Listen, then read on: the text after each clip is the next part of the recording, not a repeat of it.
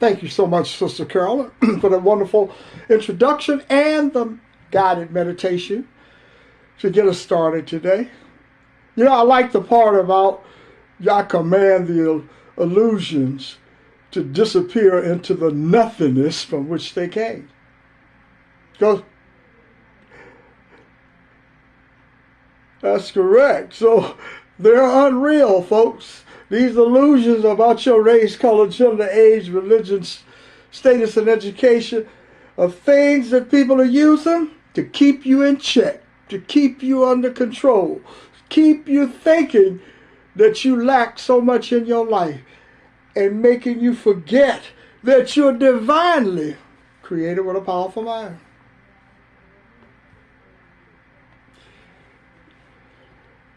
Absolutely. Thank you so much, Sister Girl. You see, folks, when you really get down to it, I am greater than the I that I created. See, I'm always greater than the person that I'm aware of being. When you realize that you have a lot of power, then you think about yourself differently. When you know that the greater power is within you, then you act differently. You respond to life differently. When you understand that the greater power of God is in you, then you act as if you have power. I was born into a world, raised and taught like millions of others. I have been a part of this process of victimization and powerlessness. I saw it all of my life. I saw people suffer in pain. People that were close to me. I've seen the pain. And if it's one thing that's been consistent with those in pain, if the great cry goes out into the universe, help me. God, please help me. Help me get through this mess that I'm living in. I've heard this countless numbers of times, and so have all of you. And what I decided to do at a point in time is to find out the answer to that question: how does God respond to those in pain? Do you just let it go for the next generation? You see, toxicity prepares people for the next generation. They're concerned more about leaving the world theoretically better than they found it, but actually leaving the world the same way that they found it. Same structure, same beliefs, tweaking a few things. It's all basically the same. Nothing happened in terms of the power that each individual has. Because we have been taught that we don't have any. You can't do anything in the world on your own. You don't have any power. You must conform to the way others want you to be. So you have to, when you really get down and look at your personal life, now let's take it out of the context of other people, generalities. Let's look at your personal life and ask yourself, have you been able to acquire the power to overcome what others have taught you? Have you been able to do it personally? Have you fallen prey and victim to someone else's vision? In other words, this illusion is someone else's vision. IBM and all these things, Microsoft, this is somebody else's stuff in order to get you to buy in. And you need enough number of people to buy into it. And someone would tell you what I'm talking about today would be the destruction of society. It would not be. It would be the liberation of society. For those of us who have felt real pain in our lives, all of our lives.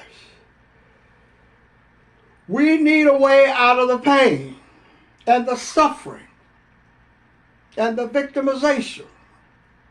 And the answer has always been present in us, but we decided at an early age that we had to trust the people who were teaching us. They were teaching us how to live in the world according to our race and color and gender and so forth. And we began to accept their teachings as the only way that we can live. See, it's like a buffet. You ever go to a buffet in Las Vegas or somewhere, and you go to a buffet and it have all different types of food. You don't know what to choose from, particularly if you eat all types of food. Well, I don't anymore. But when I did, I would see all of the food there and I would want to eat as much of it as I could. But one of the things you know about a buffet, somebody prepared it for you. And they prepared the buffet based upon the belief that you wanted to eat the food. That there were people that wanted to eat the food that they had prepared. And when you were born into this world, there was a buffet of beliefs and values about what you wanted, what you should believe, what you should always accept as being the truth. Don't talk about anything related to this greater power, because you don't know anything about it.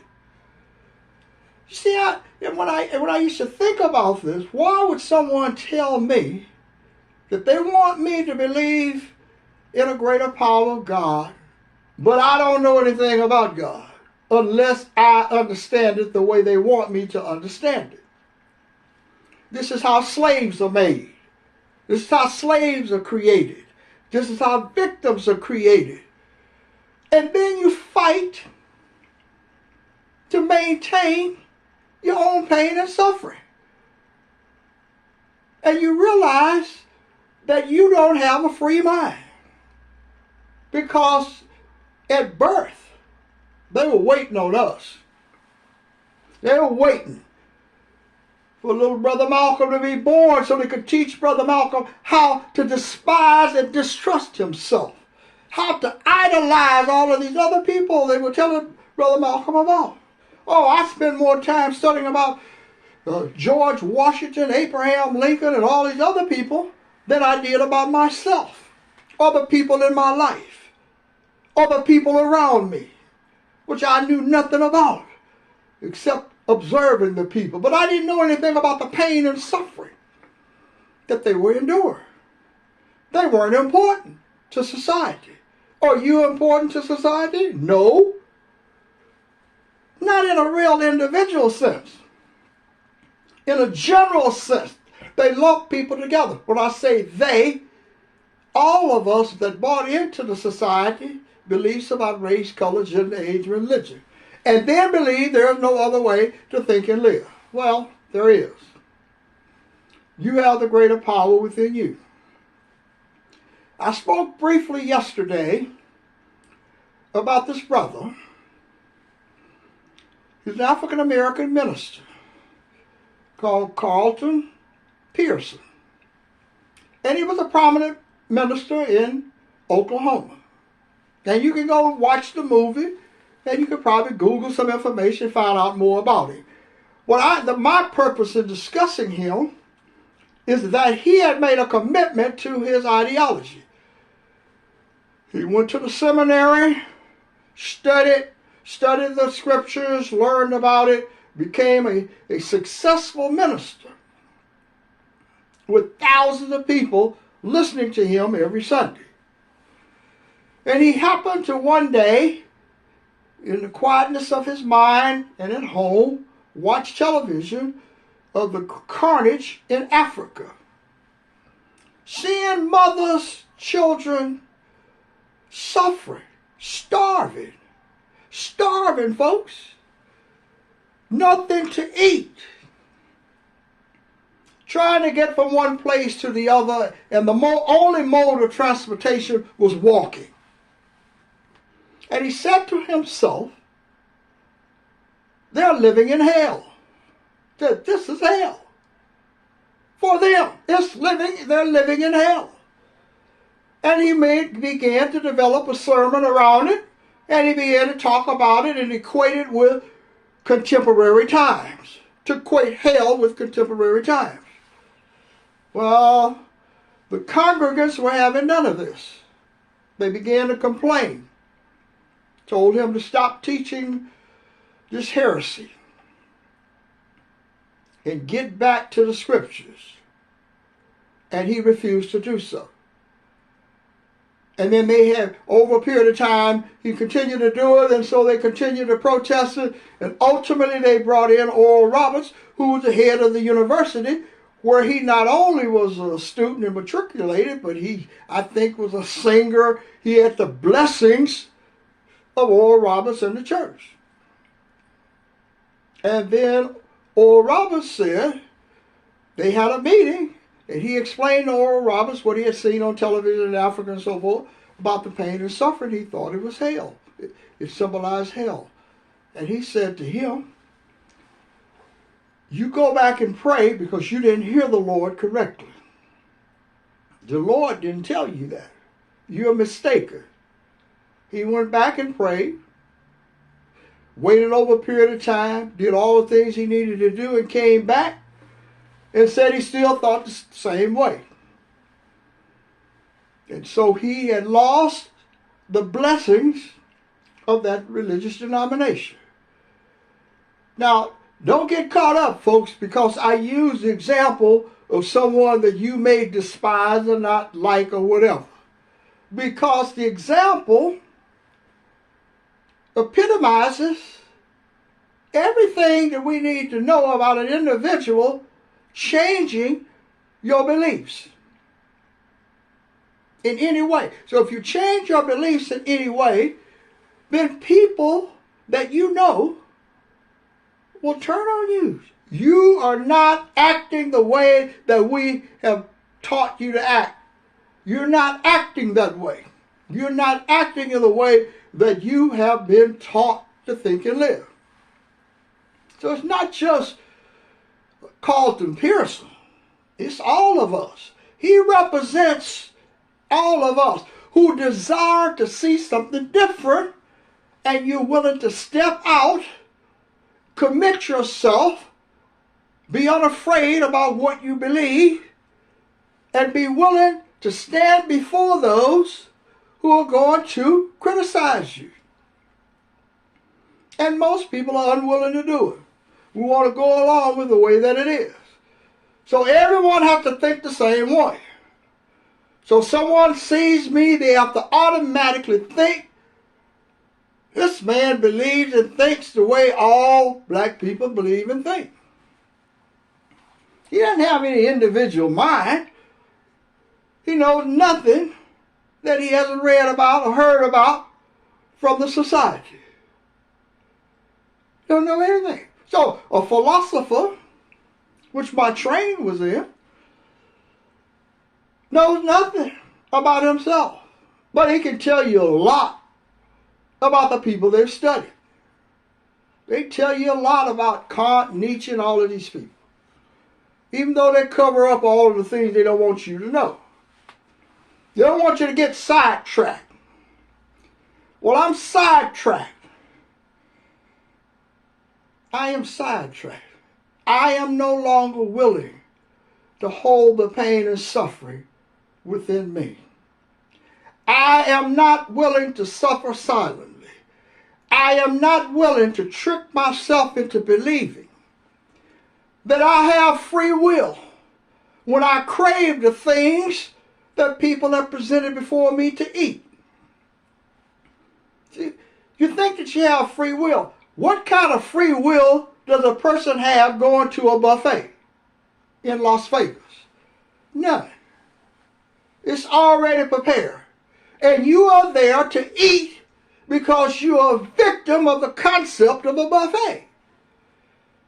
So you're going there to eat.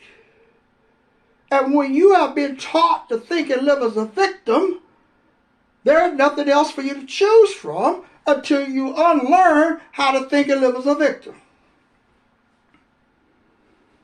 And you have been divinely blessed with the power not to think and live as a victim.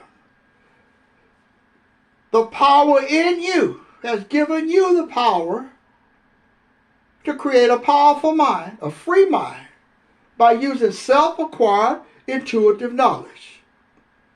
That's a way to clear the mind, to get clarity about who you are. See, and when we think about it, then you can see so much that's been missing in you. Why you took the job you have today. Why did you choose the job? Who are you aware of being in the job interview?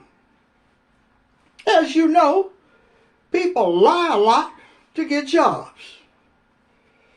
That's why employers do their best to check on people, to see if they're telling the truth. And they try to get it in an interview. Well, some people are good at deception. They say, I want this job because I'll do blah, blah, blah, blah, blah. And they know that they're not defining who they really are. They're telling you what they need and how they can fit in. What happens to you when you deny yourself this power in you? What happens to you? You get on the job and you're unhappy over a short period of time or a long period of time. But ultimately it happens. Well, folks, that's what happens in life itself. You dupe yourself into believing that you're such and such a person, and you're telling people all the time what they want to hear, so that you believe you're going to get something out of it. No, you tell people what they want to hear because you're too afraid to stand and say, I can no longer live this way. I no longer want to live this way, and I'm not waiting on you to change. I'm going to change myself. I'm going to change myself, and for once in my life, treat myself with dignity, love, compassion, respect, all of the things that you seek from other people.